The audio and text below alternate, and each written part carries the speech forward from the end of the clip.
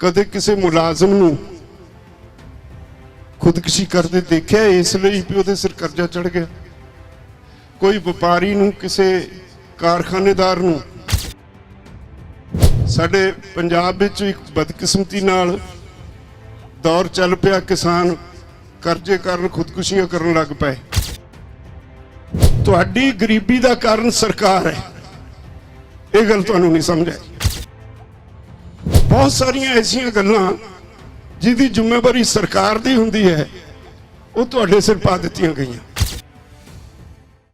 अज सारा देश आज़ादी दिवस वजों अज दे दिन नूं मना रहा है। वो आज़ादी दिवस जिहदा नारा इस नगर विचों एक परिवार ने धुरंधर तक अपना के पूर्ण आज़ादी का नारा लाया। भागां वाले ने, इस पिंड वाले जिहड़े माण करते हैं अज उस परिवार दीयां कुर्बानियां ते। उस तो बाद असीं भागां वाले हां, सारे पंजाबी, सर भगत सिंह होरी साडे विचों सी, उन्हां दा परिवार साडे विचों सी, असीं भी माण करते हैं। माण करदा सारा देश। पर बहुत अफसोस हुंदा है अज दे दिन भी,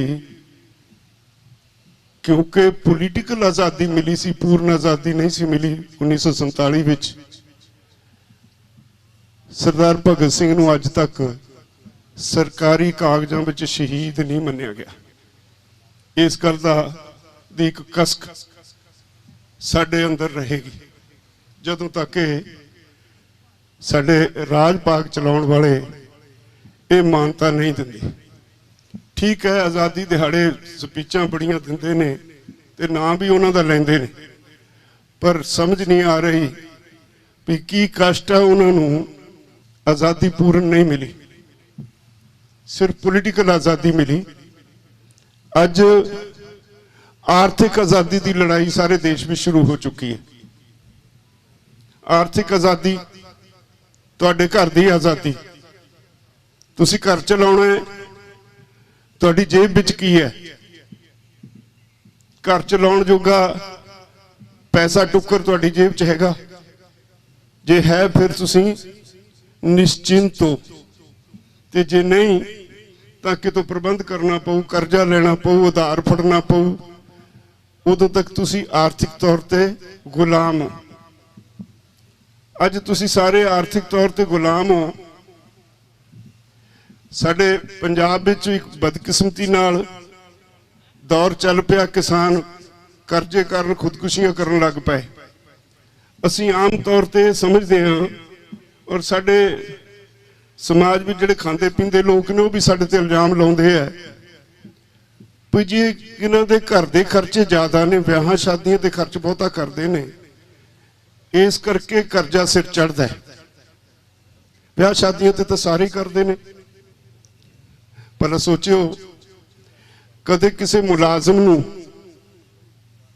खुदकशी करते देखा इसलिए भी उहदे सिर कर्जा चढ़ गया। कोई व्यापारी नूं, किसी कारखानेदार नूं विआह शादियां करनियां, धीआं पुत्रां नूं पढ़ाउणा लिखाउणा, काम तक लाउणा, ये साडी समाजिक जिम्मेवारी, मुढ़ली जिम्मेवारी हुंदी है। सिर्फ असीं क्यों नहीं अपने बच्चों नूं वधिया एजुकेशन दे सकते, उन्हां नूं पैरों ते खड़े करन लई, कोई दुकानदारी करन लई, कोई बिजनेस करन लई, कोई होर स्किल देण लई असीं क्यों नहीं खर्च कर सकते? विआह बच्चों के करना समाजिक जिम्मेवारी है, साडी जिम्मेवारी निभाउंदे आ क्यों असीं कर्जे च फसदे हां? असीं इहनूं ये कह के लोग टालदे ने भी ये किसान फजूल खर्ची करते हैं। हरेक नूं अपनी धी प्यारी हुंदी है, वो चाहुंदा है कि जदों उहनूं विआहां सुखी बसे अपने घर। जिहदे कोल पैसा हुंदा वध खर्च दिंदा, देखा देखी फिर एक आम आदमी नूं भी अपनी धी दे विआह ते खर्च करना पैंदा है। कोई नहीं कहंदा कि धी किन्नी गुणवान है, किन्नी पढ़ी लिखी है। रिश्ता लैण वेले कोई ये नहीं देखता, उदों सिर्फ ये देखा जाता है भाई किन्ना क पैसा खर्च करूं, किड्डा क वड्डा घर है। ਕੁਆਲੀਫਿਕੇਸ਼ਨ ਬਦਲ ਜਾਂਦੀ है, जी समाजिक जी काम सारी जिंदगी वरतनी है, धी दे गुण ਉਹਦੇ ਵੱਲ कोई ध्यान नहीं दिंदा, ਉਹਦੇ ਨਾਲ कलेश भी पल्ले पैंदा है और अखीर च फिर खुदकुशियां होंदियां। और ਇਹਨੂੰ ਕਿਹਾ ਜਾਂਦਾ भी साडियां ਇਹ गलतियां, असलीयत ਤੁਹਾਨੂੰ नहीं पता, क्योंकि मैं समझदा मैं ਇਹਨੂੰ इस विषय ਨੂੰ बहुत गंभीरता नाल मैं अपनी जिंदगी ਦੇ 51 साल किसान जथेबंदियों विच लाए ने, मैं मोडियां च ते मैं इनू चंगी तरह समझिया है। मैं समझदा पंजाबी यूनिवर्सिटी की एक स्टडी है भाई पंजाब विच बसते 65% किसान ते 75% खेत मजदूर 10वीं जमात भी पास नहीं कर सके। जिहड़ा 10वीं नहीं पास कर सकिया वो सरकार दीयां कुणतरां किवें समझेगा? तुहाडी गरीबी दा कारण सरकार है, ये गल तुहानूं नहीं समझ आई। जदों तुहाडीआं जिलसां दे भाव मिथ हुंदे ने, अज जिहड़ा कमिशनर नूं CSEP कहंदे ने, ਉਹਦਾ एक अधिकार खेतर है, ਉਹਦੇ बाहर वो जा नहीं सकता। ਉਹ अधिकार खेतर 'ਚ लिखिया है भी जदों खर्चे कढ के भाव की सिफारिश करनी है, ਉਹਦੀ जिम्मेवारी है देखना भई इस भाव नाल महंगाई ना हो जाए, ਉਹਦੀ जिम्मेवारी है देखना इस भाव के उत्ते इंडस्ट्री का कोई नुकसान ना होए, ਉਹਦੇ ते कोई उल्टा प्रभाव ना पए, इस भाव नाल इंपोर्ट एक्सपोर्ट प्रभावित ना होए। बहुत सारियां ऐसियां गल्लां जिहदी जिम्मेवारी सरकार दी हुंदी है, वो तुहाडे सिर पा दित्तियां गईयां और ਉਹਦੀ वजह करके कमीशन नूं कहा गया भाव घट रखो, जो तुहाडे खर्चे हुंदे ने उह तों घट भाव दित्ता जांदा। मैनूं याद है 1984 च असीं गवर्नर का घिराव किया, उदों जौल कमेटी बनी। जौल कमेटी ने अपनी रिपोर्ट विच लिखिया भाई एक दहाके तो वध समा हो गया, 10 साल तो बाद 1986 च रिपोर्ट दी सी, इसदा मतलब 1976 तो पहले ही ये चलन शुरू हो गया सी। उन्हें कहा 10 साल तो वध दा समा हो गया, सरकार किसानों नूं घट पा दे के जो उन्हां दी जेब च जाना चाहिए वो निचोड़ लेंदी है। मैं 2007 विच प्रकाश सिंह बादल नूं एक बारी कहा भी बादल साहब मेरे वर्गे कई कमले सारी उम्र नारे लाउंदे रहे किसानां लई, एक जांच तां करवा दिओ भी असीं ठीक हाँ कि सरकार ठीक है। कहंदा की चाहुंदे हो? मैं कहा ये स्टडी करवा दिओ, 4 फसलां ने असीं पंजाब विच मुख तौर ते जिहड़ियां असीं पैदा करदे हां, कणक झोना नरमा ते गन्ना, ये स्टडी करा दिओ, जो सानूं मिलिया साडा बनदा की सी, ਉਹਦੇ ਨਾਲ घाटा पिया कि मुनाफा होया, किन्ना घाटा पिया वो कढ़ के दस दिओ। उन्होंने स्टडी कराई, घूमन कमेटी बनाती, डॉक्टर रणजीत सिंह घूमन ने पंजाबी यूनिवर्सिटी च हैड सी इकनॉमिक्स डिपार्टमेंट दे, एक डॉक्टर रंगी फार्मर कमीशन चो ले ले ते एक खेतीबाड़ी यूनिवर्सिटी तो डॉक्टर सिद्धू ले ले। वो 3 मैंबरां दी अर्थशास्त्रियों की कमेटी बनाई, कणक ते झोना स्टडी कराया। मेरे को रिपोर्ट हुण भी मेरी गड्डी च पई है, मैं नाल लेके चलदा। उन्होंने 1966-67 तो जदों तो तुहाडीआं जिनसां दे भाव मिथण लगे, उदों तो 2007-8 तक 2 फसलां स्टडी कीतियां, कणक ते झोना। पूरी फसल किन्ना भाव बनदा सी, दित्ता किन्ना, वो स्टडी करके नफा या घट जिहड़ा मुनाफा है या घाटा है उन्होंने कढ़ दिता। अखीर चो कहंदे ने भी इस समय दौरान सिर्फ पंजाब दे किसानां दा कली कणक ते झोने की फसल च 6998 करोड़ रुपये का, मतलब 7000 करोड़ तो 2 करोड़ रुपए घट, इन्ने का घाटा पंजाब के किसान नूं सरकार ने घट भाव मिथ के पाता। मैं जदों रिपोर्ट आई अज तक पब्लिश नहीं कर रही सरकार, मैनूं कापी मिल गई। मैं हर सरकार नूं कहा भी घूमन कमेटी की रिपोर्ट नूं जे 2007-8 तो अज तक मेरे इन्ने पैसे बैंक च पे हुंदे तां 2 लाख करोड़ बनदा सी। पंजाब के किसानां सिर 1.25 लाख करोड़ बैंकां दा आड़तियां दा करजा है। ये किसानां नूं वंडदे तो सरकार ने रोकिया होया ना, सरकार ने घट मिथया भा जो साडा बनदा सी उन्होंने कुट लिया, ते जे वो पैसे साडे कर्जे दे खाते च पा दिओ, जिहड़े बचे वो सानूं वंड दिओ। जे एक भी किसान खुदकुशी कर गया मैं जिम्मेवार, इन्हां कोल कोई जवाब नहीं। तुहानूं समझना पे अनपढ़ अध पढ़े लोग, किसी नूं साडे पढ़े लिखे नूं नहीं पता CACP की फुल फॉर्म की है, उहदे अधिकार खेतर नूं किसी ने की पढ़ना। जे अधिकार खेतर नूं पढ़ोगे ना तो बीमारी का पता ही नहीं लगना, डायग्नोज की करोगे। तो भरावो ये एक साजिश सी जिहड़ी अज भी चल रही है। अज हुण की हो रहा है सारी दुनिया च, कॉरपोरेट हाउसिस ने एक गल समझ लई भी इत्थे जिहड़ा मर्जी कारोबार कर लो उहदे च घाटे दे चांसिस ने, घाटा पै सकदा पै जांदा है। एक कारोबार है जिहदे च कदे घाटा नहीं पैना, वो है खाण वालियां चीज़ां दा।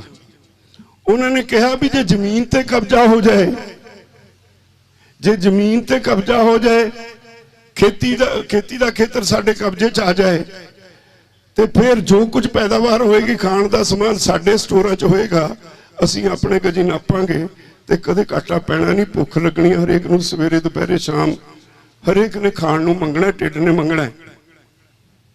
अज इस प्रक्रिया के अधीन अमरीका च तुहाडे रिश्तेदार, तुसीं दुआबे वाले बहुत बाहर रहिंदे हो, अपने रिश्तेदारों नूं पुछो बिल गेट्स ने कितनी जमीन खरीद ली। पिछले साल तो 3.5 लाख हेक्टेयर, एकड़ नहीं हेक्टेयर, 3.5 लाख हेक्टेयर सी, अज वो 10 लाख हेक्टेयर ते पहुंच गया। जे सारे कॉरपोरेट हाउसिस का लेखा जोखा करो सारी दुनिया च, जो हुण तक की रिपोर्ट है वो कोई 1 लाख हेक्टेयर, 1 लाख हेक्टेयर 2.5 एकड़ का 1 हेक्टेयर है जमीन खरीद चुके ने। सब दी अख तुहाडी जमीन दे उत्ते है। और ये तुरदी तुरदी जद के इत्थे आ गई, मैं जिक्र किया है 10 अक्तूबर 2017 नूं मैं उस मीटिंग सी नीति आयोग की दिल्ली, जिथे इस विषय ते चर्चा हो रही सी भी खेती च खड़ोत आ गई, इनू किवें पैरां सिर किया जाए। उत्थे कॉरपोरेट हाउसिस सी, उत्थे साडे वड्डे ब्यूरोक्रेट सी, उत्थे साडे इकोनॉमिस्ट सी, उत्थे किसानां वल्लों सी 3 सी।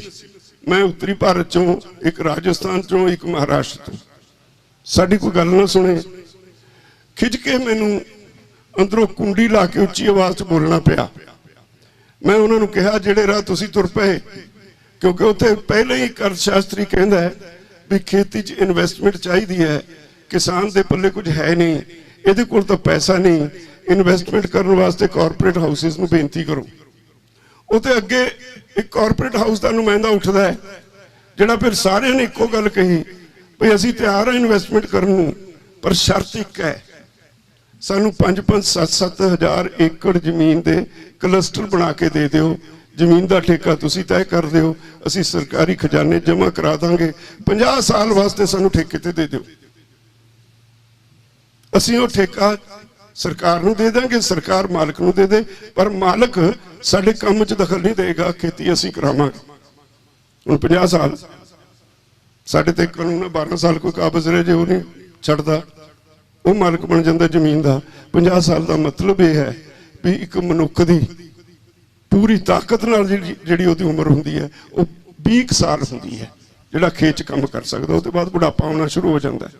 इसदा मतलब 2 पीढ़ियां पूरियां, तीजी पीढ़ी नूं जदों 10 साल रह जाणगे वो भुल जाऊ भी जमीन मेरे बापू वाली है, मैनूं मेरी खानदानी है। उन्हें समझना कोई ग्रांट होनी है जिहड़ी सरकार मैनूं दिंदी है, जमीन की मालकी वो भुल जाऊ। जमीन के मालक फिर वो कॉरपोरेट हो जाएंगे।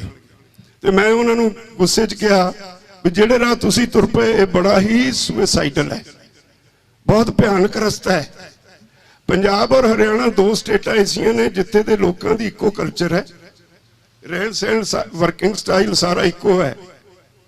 ये लोकां नूं जदों तुसीं ये काम करोगे गल हजम नहीं होनी।